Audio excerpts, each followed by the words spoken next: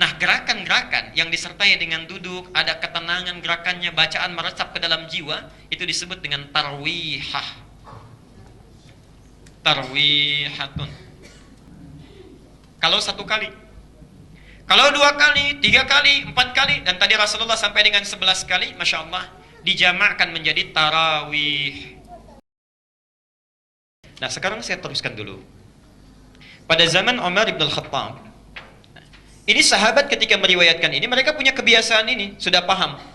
Dilakukan, diikuti Rasulullah. Ya.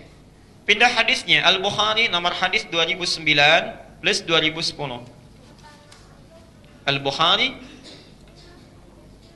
nomor hadis 2009 dan 2010. Di kitab Darul Hadis yang warnanya merah, ada birunya atau hijaunya sedikit, ya. Itu di jilid kedua halaman 62.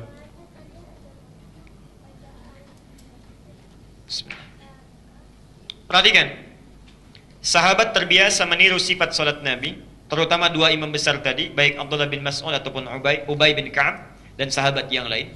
Tibalah di masa Umar, karena belum dijelaskan ketentuan pelaksanaannya, yang dimaksudkan ataukah berjamaah ataukah sendirian.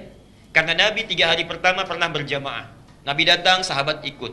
Hari berikutnya tambah banyak, hari berikutnya tambah banyak. Sehingga Nabi memutuskan saya sholat di rumah. Bukan ingin melarang jamaah, tapi khawatir sholat itu jadi wajib. Disenangi Allah jadi wajib. Di poinnya, yang diprioritaskan berjamaah poinnya. Ya. Cuma karena khawatir menjadi wajib, Nabi kembali ke rumahnya. Ya. Dari sini, sampai ke zaman awal Umar bin Khattab, terlihat. Orang mengambil kesimpulan beda-beda. Ada yang menyimpulkan berjamaah, begitu masuk masjid, ada sebagian berjamaah. Sebagian sendiri-sendiri. Jadi nggak beraturan. Ya. Ada yang berjamaah di pojok kanan, jamaah kiri, di belakang sendirian, ya masing-masing. Umar tidak nyaman melihat itu. Saya persingkat saja di 2 hadis ini, nomor hadis 2009 dan 2010 di Al-Bukhari. Kemudian Umar berinisiatif berijtihad. Dikembalikan kepada ketentuan yang pertama, yang 3 hari Nabi di masjid itu, ya. Masya Allah, dihimpun jadi satu, semua mesti di masjid berjamaah, yang sanggup ke masjid. Ditunjuklah Ubay bin Ka'ab untuk mengimami. Disitulah mulai pertama kali kembali orang-orang ke masjid. Yang jadi imam siapa?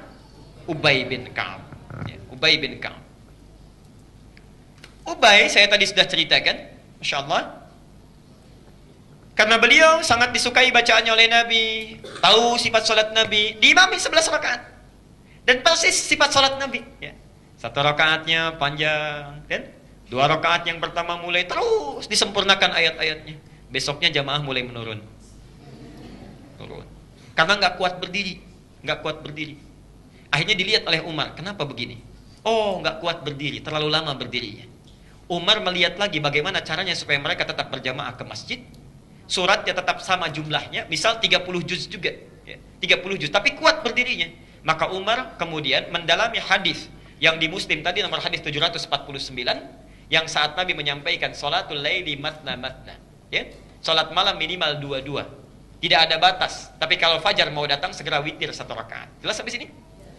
Maka Umar menempuh cara, misal kalau 5 juz 4 halaman dibaca dalam 1 rakaat, rakaat pertamanya maksudnya, orang kecapean berdiri, bagi 2, jadikan 2 rakaat. Masih?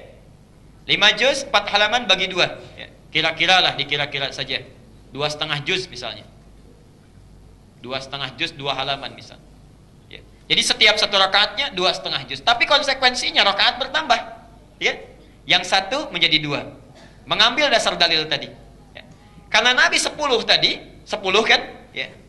Kemudian beliau lakukan itu di tiap rakaatnya, bacanya cukup panjang, dibagi 2 oleh Umar. 10 kali 2 berapa? 20. Dari situlah kemudian jumlah rakaatnya ditambah, tapi bacaannya tetap sama. Itu ijtihadnya Umar bin Khattab. Jadilah kemudian dari situ 20 rakaat plus witirnya.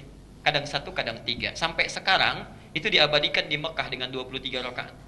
Karena presiden yang minta, khalifah yang minta, semua sahabat ikut. Semua sahabat ikut pada masa itu.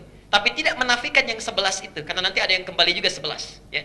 Nah, karena itu kita simpulkan, kalau ada orang yang menunaikan 20 rakaat, sebetulnya misi pertamanya bukan ingin memperbanyak jumlah rakaat, misi pertamanya, ya. Awalnya supaya kuat berdiri dengan jumlah bacaan yang sama dibacanya seperti Nabi, ya. Jadi kalau Nabi baca 30 juz misalnya, 20 rakaat pun 30 juz juga. Cuma supaya berdiri nggak kelamaan dibagi dua, ya, jumlah bacaannya. Jelas sampai di sini?